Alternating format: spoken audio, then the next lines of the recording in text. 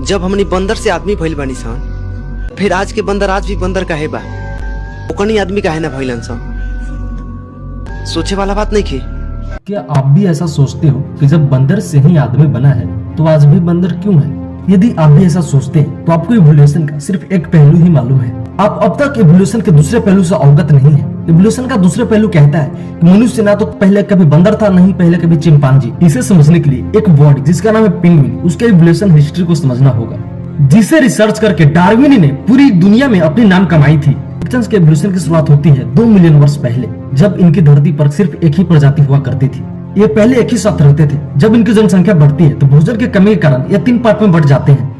आपको समझाने के लिए मान लेते हैं कि टापू एक्स पर पूरे पक्षियों का समूह रहता था, लेकिन भोजन के कमी के कारण कुछ पक्षी टापू जी पे जाते हैं तथा कुछ पक्षी टापू सी पे जाते हैं और कुछ पक्षी टापू एक्स पर ही रह गए। आइलैंड एक्स और सी काफी अलग थी। आइलैंड सी पर बहुत सारे ऐसे फल थे जिसे मजबूती से तोड़ा जाए तो आसानी से खाया जा सकता था, इसलिए उन्हें खाने के लिए छोटी पर मजबूत चोंच की जरूरत थी। वही आइलैंड जी पर बहुत सारे कीड़े थे और फल कम थे, उन्हें खाने के लिए लचीले और लंबी चोंच की जरूरत थी। शुरुआत में दोनों आइलैंड पर फिंचेस के लिए बहुत मुश्किल हुई क्योंकि उनकी चोंच छोटी और कमजोर थी, कि उस दोनों आइलैंड के लिए सुटेबल नहीं थी। लेकिन अब शुरुआत होती है इवोल्यूशन के खेल।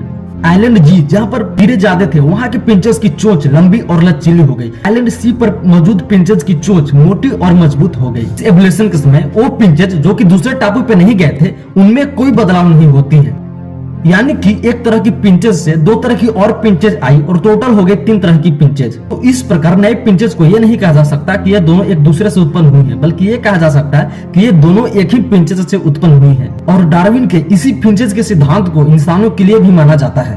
और रियल फैक्ट यह है कि बंदर और इंसान दोनों एक स्पेसीज से ही बनकर निकले हैं, जिसका नाम है होमिनाइडिया, जो कि आगे चलकर 2 पार्ट में डिवाइड हो जाते हैं, होमिनिडाई और हाइलोबाटिडाई। होमिनिडाई से मनुष्य और हाइलोबाटिडाई से बंदर, लंगूर और चिंपांजी जैसे जानवर बने, क्योंकि होमिनिडाई पेड़ से उतरकर धरातल पर चलना प्रारंभ किए, जबकि हाइलोबाटाइड वही पेड़ पर ही रहना पसंद किए। अब आपको समझ में आ गया होगा कि मनुष्य और बंदर दोनों ही एक ही स्पाइसीज से बने हैं। मनुष्य न बंदर से बना है, न बंदर मनुष्य से बने हैं।